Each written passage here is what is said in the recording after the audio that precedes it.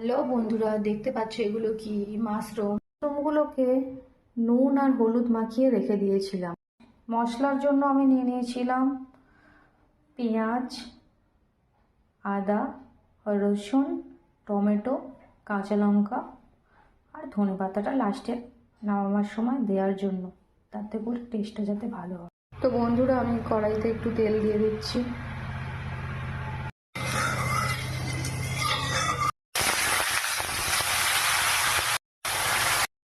মাশরুমগুলোকে এবার আমি অল্প করে একটু ভেজে নেব। মাশরুমগুলোকে ভেজে নিচ্ছি আমি অল্প অল্প করে। অলরেডি বন্ধুরা মাশরুমটাকে আমি ভেজে নিচ্ছি, তারপরে আরও তোমাদের দেখাবো কীভাবে রান্নাটা করছি। দেখো, এটা প্রায় ভাজা হয়ে গেছে, তো এটা আমি তুলে রেখে দেবো। বন্ধুরা, অল্প একটু আলু দিয়ে দিয়েছিলাম, এবার একটা শুকনো লঙ্কা দিয়ে দিয়েছিলাম, আর অল্প একটু কালো জিরে দিয়ে দিয়েছি। পেঁয়াজটা দিয়ে দিচ্ছি। পেঁয়াজগুলো দেখো আমার হালকা বাদামি কালার চলে এসেছে। টমেটো কুচি আর দুটো কাঁচা লঙ্কা দিয়ে দিয়েছিলাম, বাটা ও আদা বাটা দিয়ে দিই।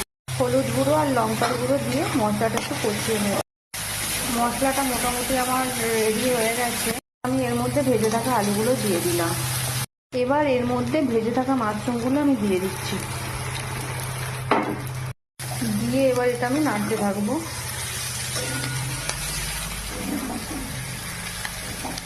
একবার হলো এই পদ্ধতিতে রান্না করে দেখো, দেখবে খুব ভালো হবে আর খেতেও ভালো লাগবে। এবার এর মধ্যে জল দিয়ে দিয়েছি, এটা একটু হতে থাকুক। তো বন্ধুরা, রান্নাটা আমার হয়েই এসেছে, আমি এবার নামাবো।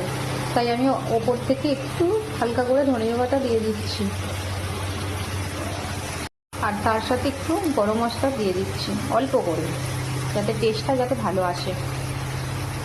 একটু নেড়ে দেবে, দিয়ে একটু নেড়ে দেবে হালকা করে। বন্ধুরা, ফাইনালি আমার রান্নাটা রেডি হয়ে গেছে। তো কেমন হয়েছে অবশ্যই জানাবে।